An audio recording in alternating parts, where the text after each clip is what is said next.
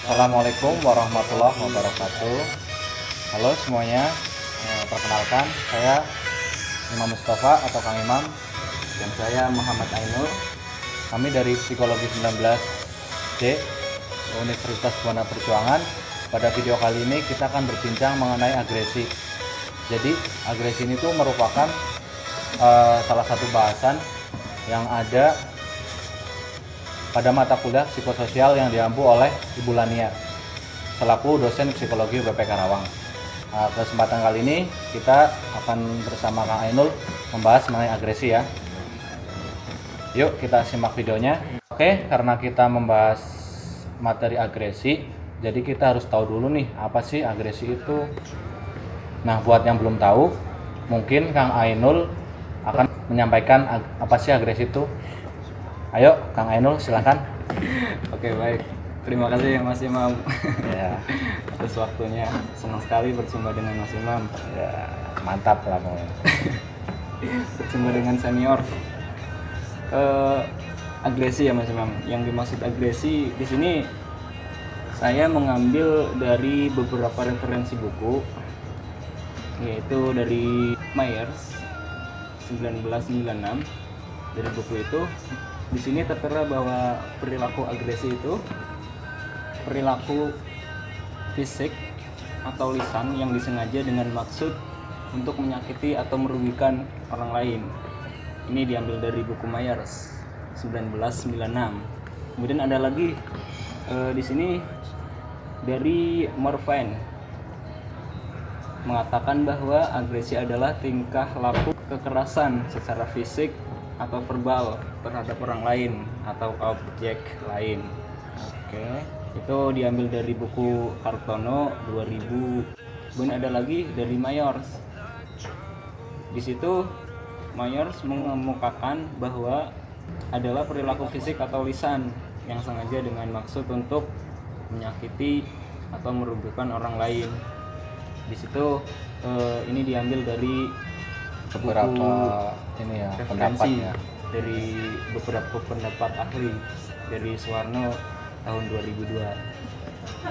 Oke. Gitu, jadi Berarti secara garis besar dapat dikatakan bahwa agresi adalah tindakan yang dimaksudkan untuk melukai orang lain ya, atau merusak milik orang lain ya. ya itu tadi menurut beberapa pendapat.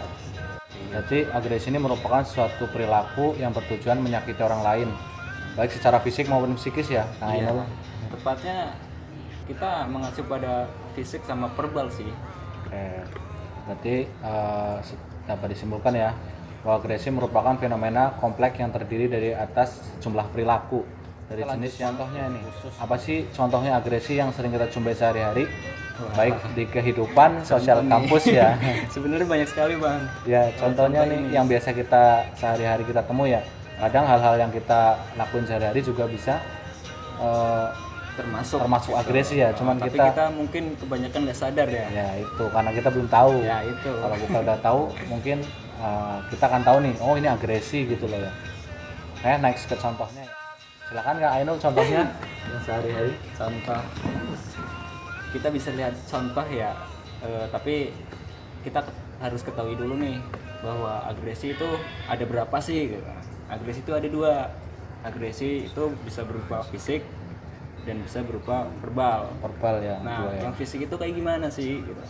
Yang fisik, secara fisik nih, ada seseorang mau melukai orang lain dengan fisik, yaitu berupa memukul dengan tangan, menendang dengan kaki, ataupun dengan barang-barang gitu lah. Intinya tujuannya melukai orang lain gitu ya dengan Jadi fisik. di situ dengan anggota tubuh gitu. Nah, yang secara verbal itu berupa ucapan yang kita keluarkan gitu.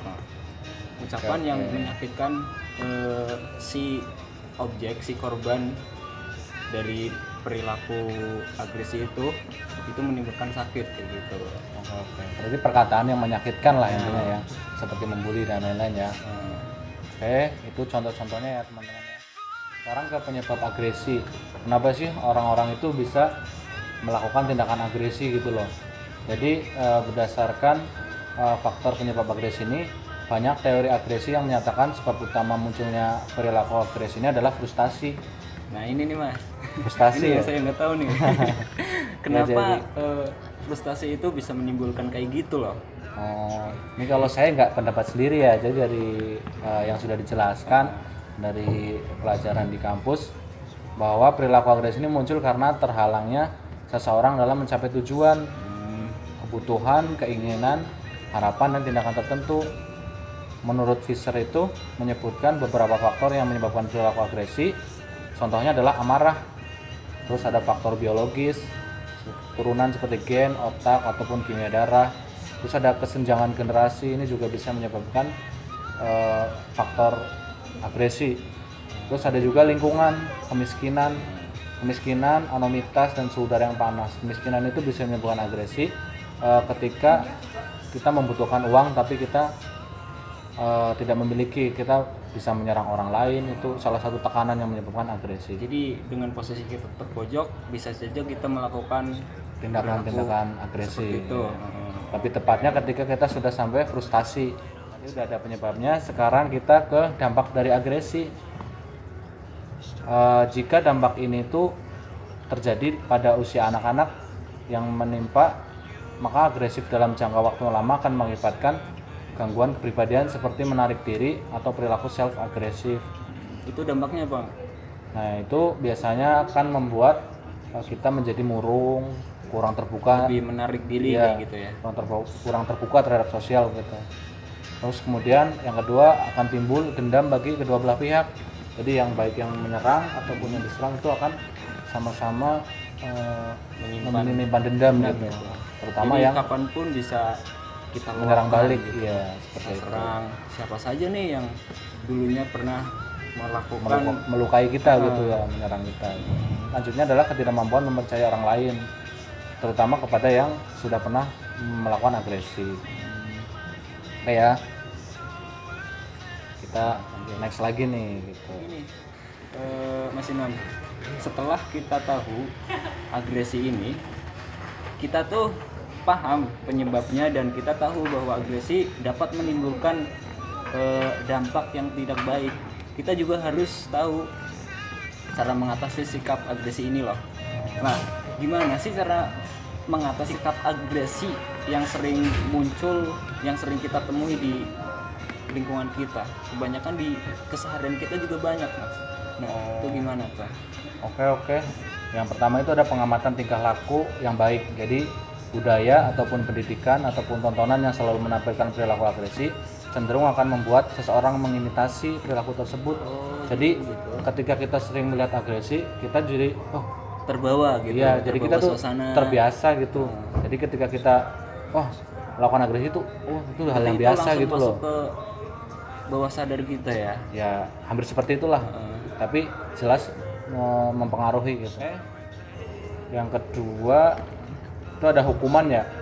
Hukuman ini udah digunakan sejak zaman dahulu ya, dari sebelum kita itu tuh menggunakan hukuman sebagai cara penanganan terhadap agresi. Hal ini dikarenakan dengan adanya hukuman diharapkan bisa Ada efek jerah gitu. efek jerah supaya tidak melakukan agresi kembali.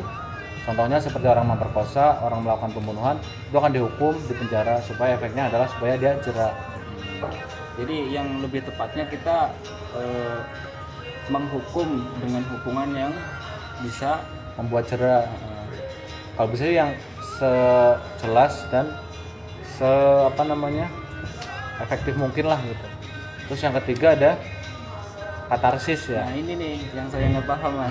Katarsis itu maksudnya gimana loh? Jadi katarsis itu adalah seseorang perlu untuk mereduksi dorongan agresinya supaya turun, atau kita bukan membolak-balikan ya namanya, tapi kita memindahkan agresi kita dari kepada orang geser ke benda-benda lain gitu ya, supaya tidak melukai orang lain. Berarti lebih diaplikasikan ke benda-benda gitu, bukan ke orang lain yang di Ya. sekitar kita. Contoh kita marah nih, kita lagi emosi, pengen mukul nih, terus kita alihin ke lain, kita Jangan karena sampai ke emosi manusia sama kayak gitu. jangan sampai ke teman kita yang merugikan. Jadi Bisa kita pukul nih atau apa, pukul tangan, atau kita pergi mancing lah pas lagi emosi gitu biar tambah emosi nanti. berarti itu bagian dari defense kita ya. Iya, itu bagian daripada trik untuk mengurangi rasa emosi gitu, untuk mengurangi agresi terhadap orang lain. Gimana? Kognitif nih. Ini bisa Saya tahan dulu nih belum saya jelasin. kalau menurut saya gini nih. Kognitif itu bisa dibayangkan ketika seseorang itu berbuat kesalahan pada orang lain, maka tak ayal lagi. Orang yang dizolimi itu akan marah. Jelaskan ya. Pasti kalau Pasti. kita Nah. diagresi secara verbal kita akan marah pasti. Bagaimana sih jika ternyata orang lain yang dizolimi itu memaafkan kita loh, memaafkan yang menzolimi, itu gimana? Gitu. Pasti kita akan berpikir lagi. Nah, itu. Ketika kita menyerang, wah kita udah ngata-ngatain nih, tapi ternyata dia kok nggak balas ke kita gitu. Nah kita pasti akan mikir, oh iya ya kenapa dia nggak balas ya. Jadi kita mau menyerang lagi, berpikir lagi gitu. Tentunya ada pemikiran yang manfaatnya apa gitu. Iya, jadi kita tuh berpikir lagi secara kognitif, kita itu berpikir buat apa sih kita nyerang, dia juga nggak nyerang kita gitu. Akhirnya Jadi timbul bahwa ya udah memaafkan iya, aja gitu. jadinya rasa agresi kita tuh berkurang, turun gitu. Jadi lebih aktif. Iya, seperti Sebenarnya itu. yang 4 ini efektif semua ya bang ya. Efektif semua, cuman ya kita tahu nggak triknya gitu. Nah itu. Iya, iya. Oke Pokoknya, Mas Imam, terima kasih ya Kang Ainul ini udah join ini. manfaat banget nih. Semoga bermanfaat buat teman-teman kita yang nonton ya. Semoga teman-teman di kelas juga ibu dosen bisa tertarik ya pembahasan kita ya mengenai agresi. Seperti itu aja sih sebenarnya agresi itu. Jadi intinya agresi itu menyerang orang lain yang mengakibatkan melukai lah ya. Nah itu kita ada penyebabnya. Terus kita juga tadi ada dampaknya sudah dijelaskan. Terus cara penanganannya gimana sih? Nah ini nih yang paling penting itu penanganannya gitu. Tadi kan udah dijelasin. Mungkin segitu aja ya dari kita ya. Semoga bermanfaat. Apabila kita banyak kekurangan mohon maaf ya teman-teman. Terima kasih sudah menyaksikan videonya.